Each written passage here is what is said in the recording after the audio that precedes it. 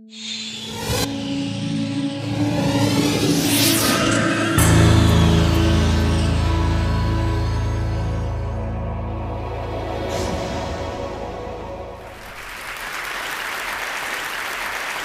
world is changing with really remarkable speed. If you look at the chart at the top here, you'll see that in 2025, these Goldman Sachs projections suggest that the Chinese economy will be almost the same size as the American economy.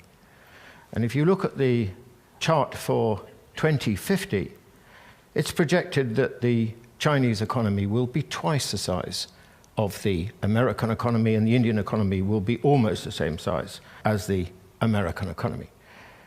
And we should bear in mind here that these projections were drawn up before the Western financial crisis. A couple of weeks ago, I was looking at the latest projection by BNP Paribas for when China will have a larger economy than the United States. Goldman Sachs projected 2027.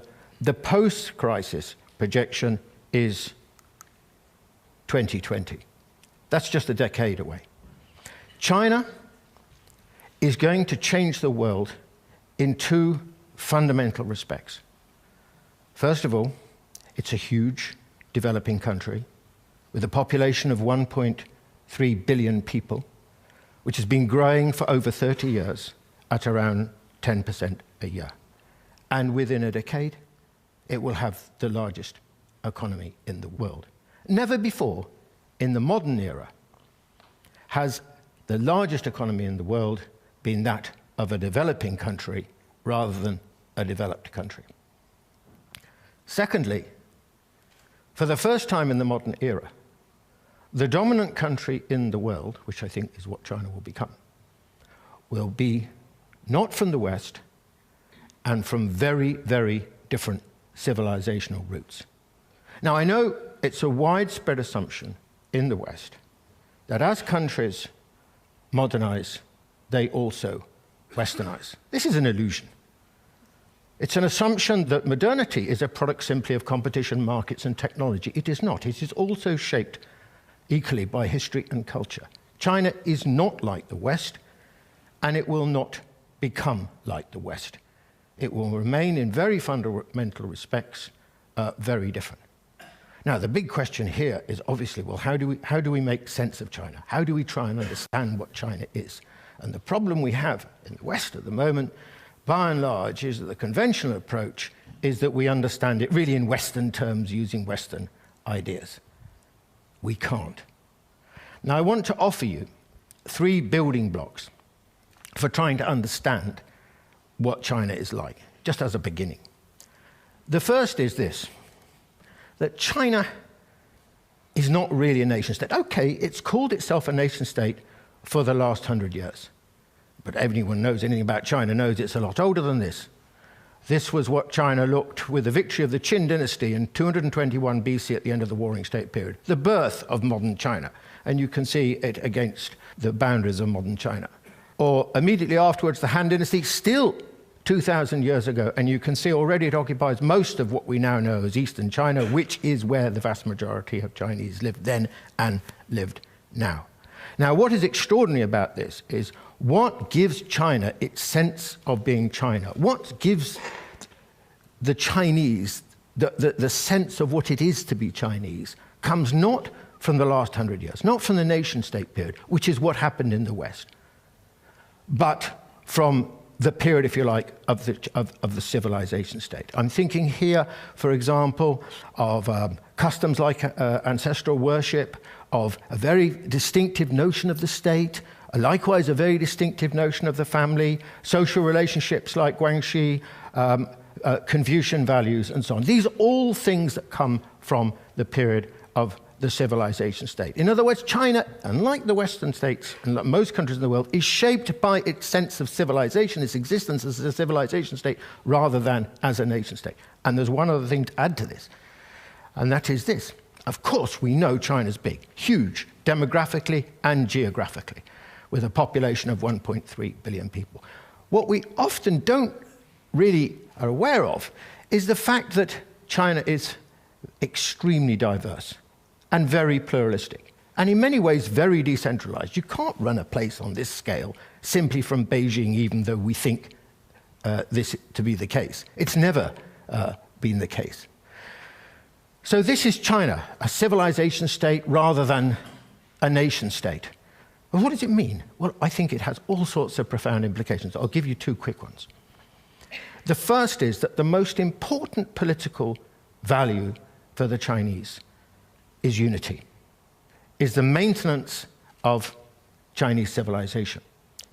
2,000 years ago, Europe broke down the fragmentation of the Holy Roman Empire. It divided, and it's remained divided ever since. China, over the same time period, went in exactly the opposite direction, very painfully holding this huge civilization state together. The second is maybe more prosaic, which is Hong Kong. Do you remember the handover of Hong Kong by Britain to China in 1997? You may remember what the Chinese constitutional proposition was. One country, two systems.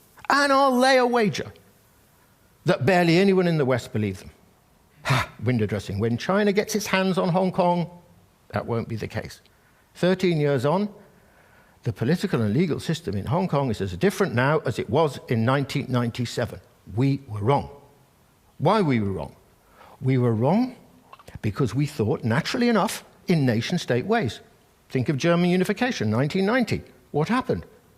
Well, basically the East was swallowed by the West. One nation, one system. That is the nation-state mentality. But you can't run a country like China, a civilization state, on the basis of one civilization, one system. It doesn't work.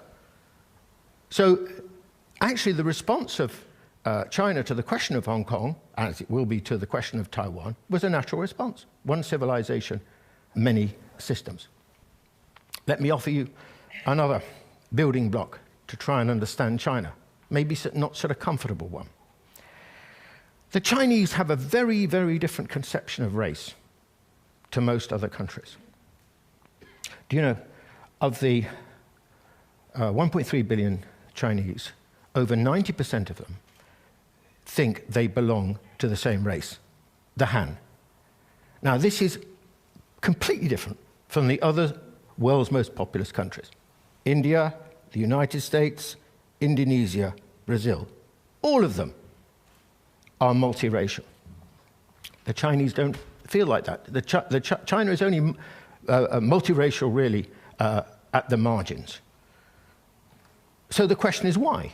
Well, the reason, I think, essentially is, again, back to the civilization state. Very, very, a history of at least 2,000 years. A history of conquest, occupation, absorption, assimilation, and so on, led to the process by which, over time, this notion of the Han emerged, of course, nurtured by a growing and very powerful sense of cultural identity. Now, the great advantage of this historical experience has been that without the Han, China could never have held together. The Han identity has been the cement which has held this country together. The great disadvantage of it is that the Han have a very weak conception of cultural difference. They really believe in their own superiority, and they are disrespectful of those who are not, hence their attitude, for example, to the Uyghurs and to the Tibetans. Or let me give you my third building block, the Chinese state. Now, the relationship between the state and society in China is very different from that in the West. Now, we in the West overwhelmingly seem to think these days, at least, that the authority and legitimacy of the state is a function of democracy.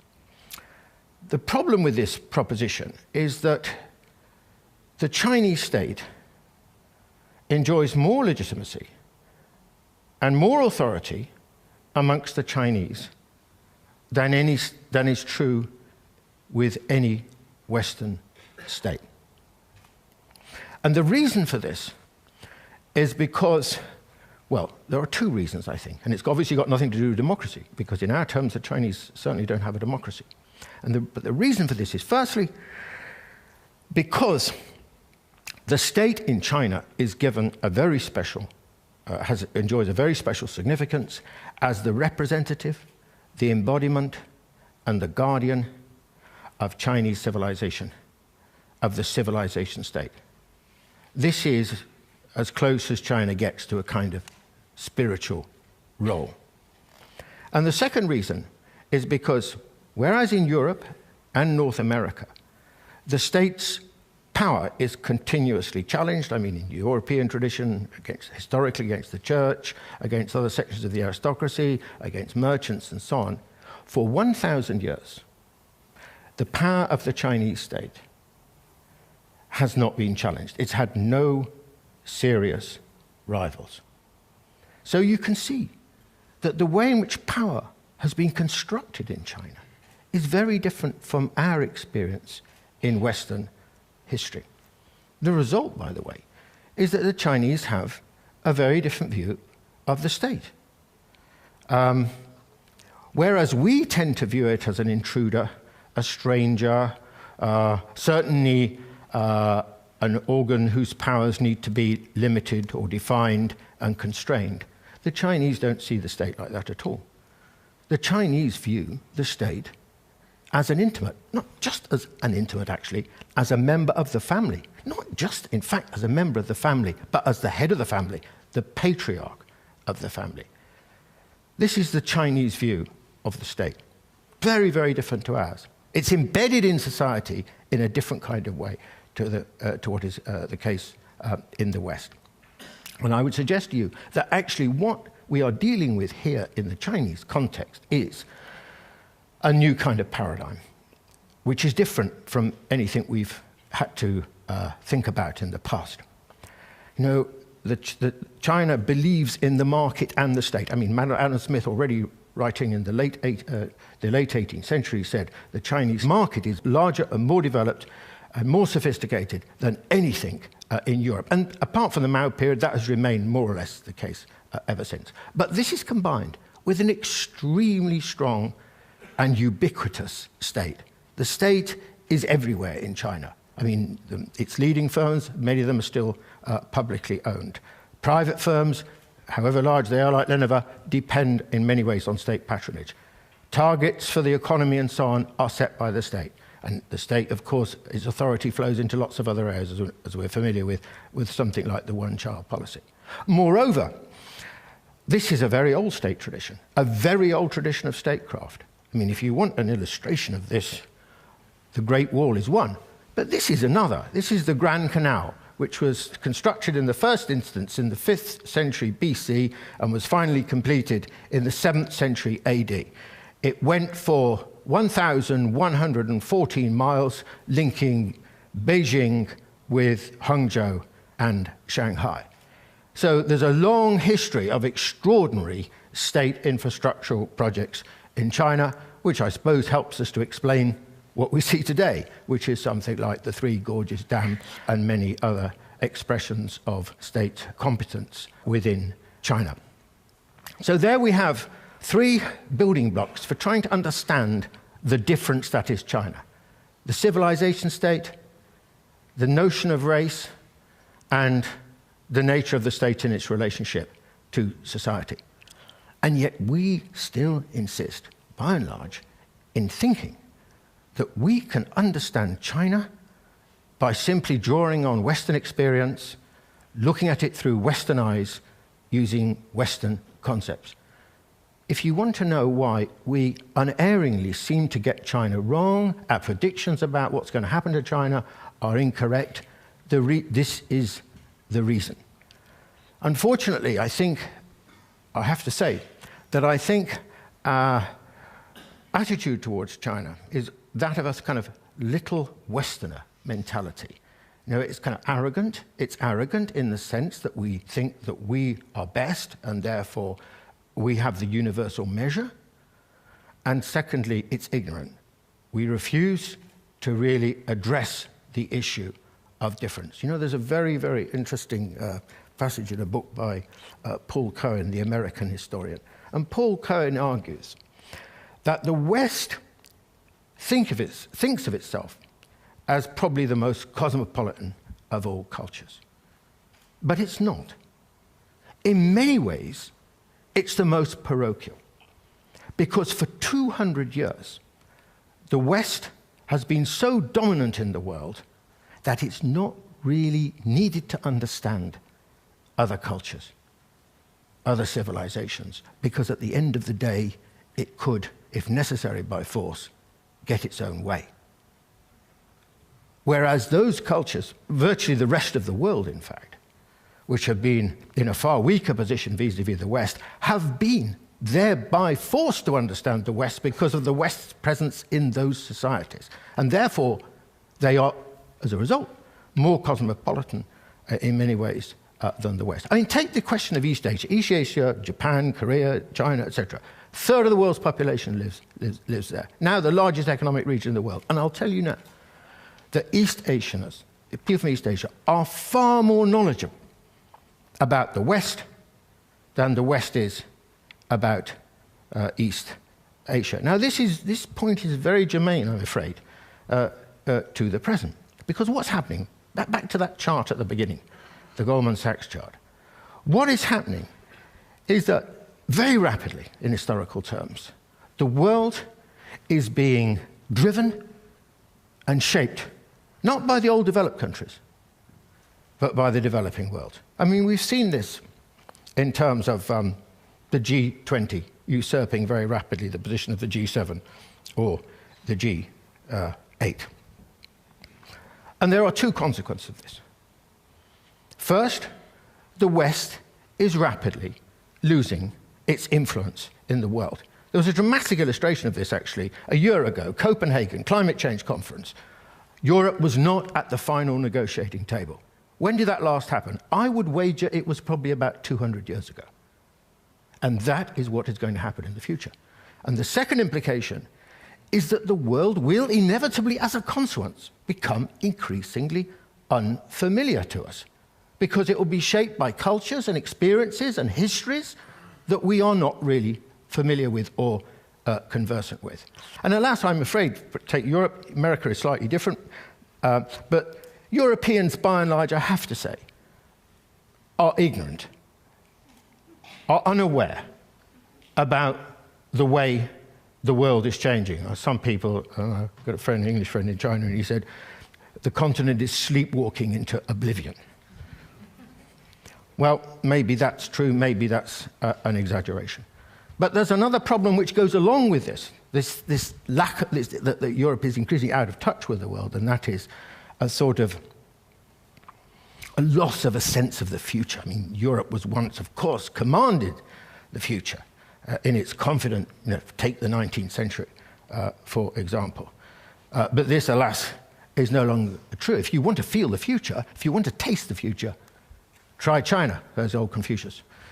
This is a railway station, the like of which you've never seen before. It doesn't even look like a railway station. This is the new Guangzhou railway station for the high-speed trains. China already has more of the bigger network than any other country in the world, and will soon have more than all the rest of the world put together. Or take this. Now, this is an idea, but it's an idea to be tried out shortly in a suburb of Beijing. Here you have a megabus. On the upper deck carries about 2,000 people. It travels on rails down a suburban road, and the cars travel underneath it. And it does speeds of up to about 100 miles an hour. Now, this is the way things are going to move, because China has a very specific problem, which is different from Europe and different to the United States. China has huge numbers of people and no space. So this is a solution to a situation where China is going to have many, many, many cities, over 20 million people. Okay, so how would I like to finish? Well, what should our attitude be towards this world that we see very rapidly developing before us? I think there'll be good things about it, and there'll be bad things about it. But I want to argue, above all, a big picture positive for this world. You know, for 200 years, the world was essentially governed by a fragment of the human population. That's what Europe and North America represented. The arrival of countries like China and India, between them 38% of the world's population, and others like Indonesia and Brazil and so on, represents the most important single act of democratization in the last 200 years. Civilizations and cultures which have been ignored, which had no voice, which were not listened to, which were not known about, will have a different sort of representation in this world. As humanists, we must welcome, surely, this transformation. And we will have to learn about these civilizations. This big ship here was the one sailed in by Zheng He in the early 15th century on his great voyages around the South China Sea, the East China Sea, and across the Indian Ocean to East Africa. The little boat in front of it was the one in which 80 years later Christopher Columbus crossed the Atlantic. Or, look carefully at this silk scroll made by Zhuzhou in 1368. I think they're playing golf. Christ, the Chinese even invented golf. Welcome to the future. Thank you.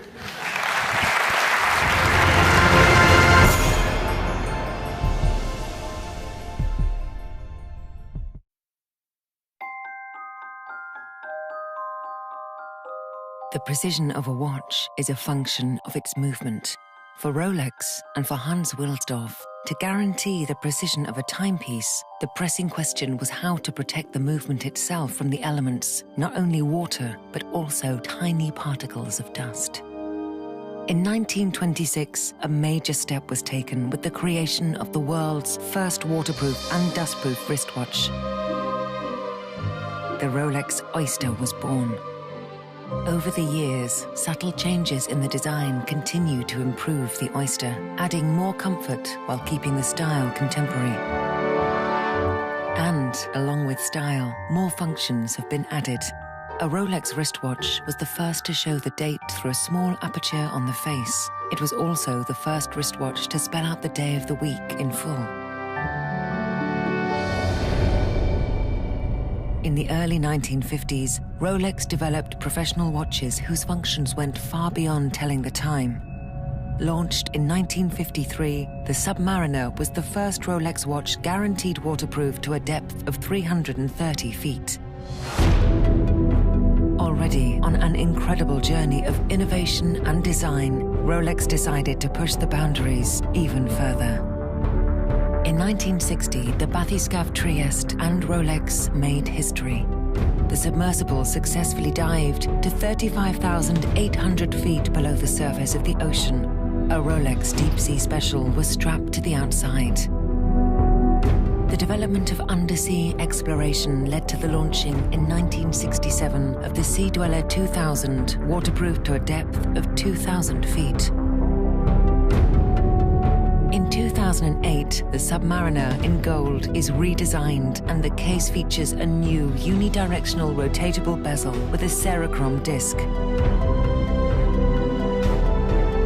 Fitted with the patented Rolex ring-lock system, the Rolex Deep Sea safely descends to 12,800 feet.